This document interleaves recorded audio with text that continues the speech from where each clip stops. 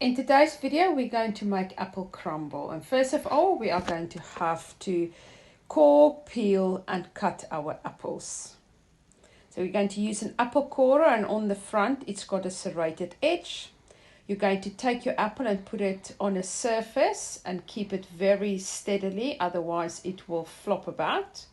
Then you're going to use your apple corer and you're going to push and turn it right through until the bottom. Now you need to remove the core.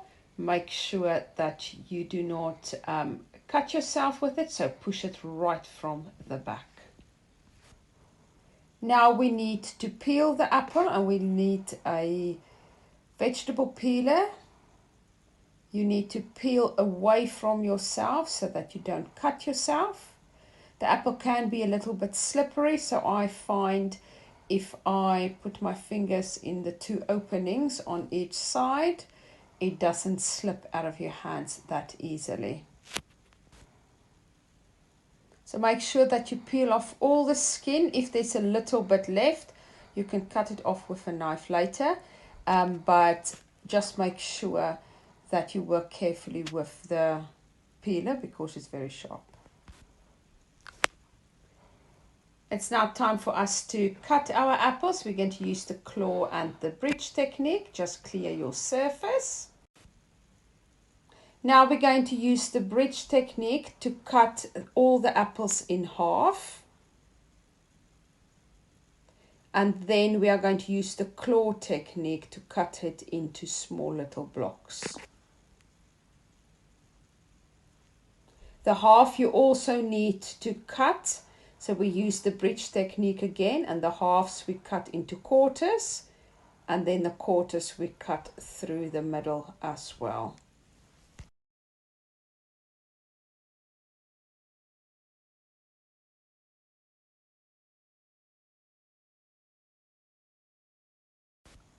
Now that we've got it all cut into wedges, we are going to cut those up into little dice blocks, and it's going to go into my oven-proof dish.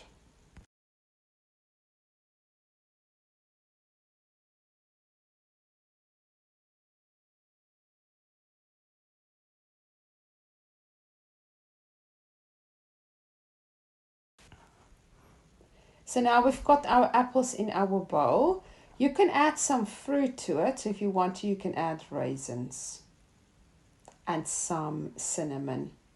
We're also going to add 2 tablespoons of water. The water would create some moisture and steam for the apples to cook in when we put it in the oven.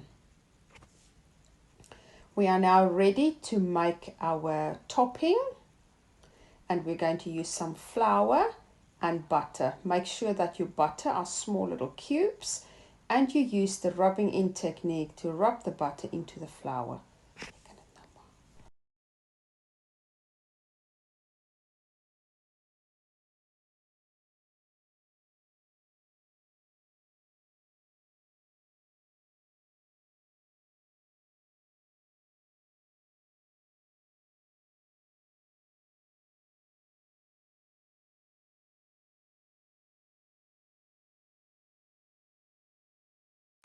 So the butter has been rubbed into the flour, and then you add your sugar and you stir it through with a spoon until it's thoroughly mixed. You can also use some brown sugar if you prefer.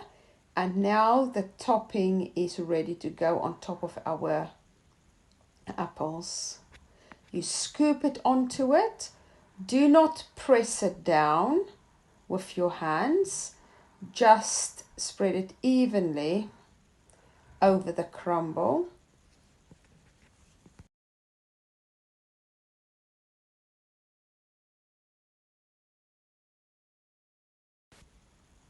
You need to make sure that you cover all the fruit, and when all the crumble topping has been placed on top of the apples, you are now ready to put it into the oven. And that's our end result, a nice golden brown crust.